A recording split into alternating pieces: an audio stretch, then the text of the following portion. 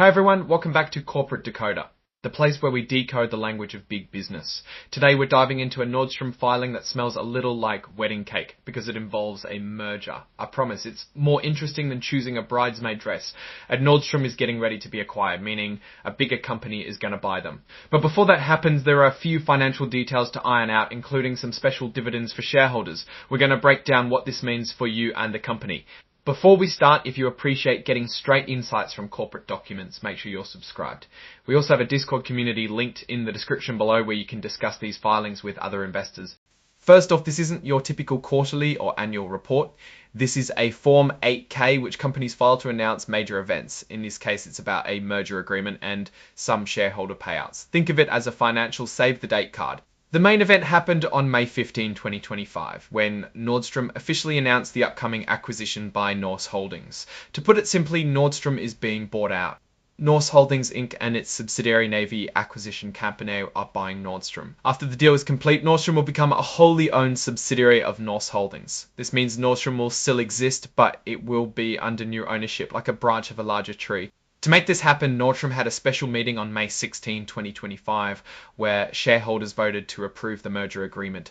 Preliminary results show that the shareholders said yes to the deal, basically giving the green light for the acquisition to proceed. Now let's get to the juicy part, the money. As part of the deal, Nordstrom plans to give shareholders some extra cash in the form of special dividends, which are like little thank you bonuses. This is a good way to keep shareholders happy during a big change. There are two types of dividends being planned, a special cash dividend and a Studer period cash dividend.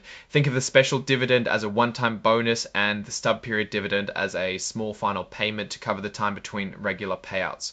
The special dividend is planned to be 0.25 toughened dollars. Paying that much would leave Nordstrom with less than $410 million in cash.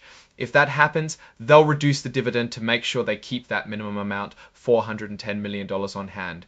So it's a balancing act between rewarding shareholders and maintaining financial stability. The stubber period dividend covers the time between the last regular dividend payment and the completion of the merger. They'll calculate this by taking the amount of the last quarterly dividend and dividing it by 91, the number of days in a quarter, to get a daily rate. Then they'll multiply that daily rate by the number of days in the stub period. It's like getting paid for the extra days you worked before leaving a job.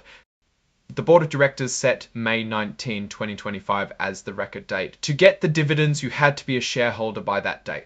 If everything goes according to plan and the merger closes on May 20, 2025, the stub period dividend will be about $0 on 14.62 fels per share, and the dividends will be paid out on May 27, 2025. However, remember that these payments are not guaranteed. They depend on the merger actually happening. The date of closing is subject to change. So what does this all mean? Well, it looks like Nordstrom is entering a new chapter under new ownership. The merger is expected to close soon. The special dividends are a way of sweetening the deal for shareholders, but they're not guaranteed until the ink is dry. Now let's step back and look at the big picture. On one hand, this merger could give Nordstrom access to more resources and new strategies, potentially helping them compete in a tough retail market. On the other hand, a change in ownership always brings uncertainty. New management might shift priorities or make changes that affect the company's direction. One of the main risks is that the merger might not go through as planned. There could be unexpected delays, regulatory hurdles, or even a change of heart from either party. And of course, the retail industry is always evolving. Nordstrom needs to adapt to changing consumer preferences and the rise of online shopping to stay relevant. The clothing retail business is known to be tough. That means a lot can happen. In conclusion, this SEC filing paints a picture of a company in transition.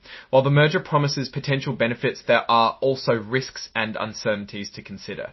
Keep an eye on how the merger progresses and how Nordstrom adapts to its new ownership structure. Alright, that's our breakdown of Nordstrom's latest filing. What's your take on these numbers and what they signal for the company's future? Drop your thoughts in the comments. If this analysis was valuable, hitting that like button really helps, and subscribe for more deep dives. Don't forget to check out the Discord in the description. Thanks for watching. See you next time.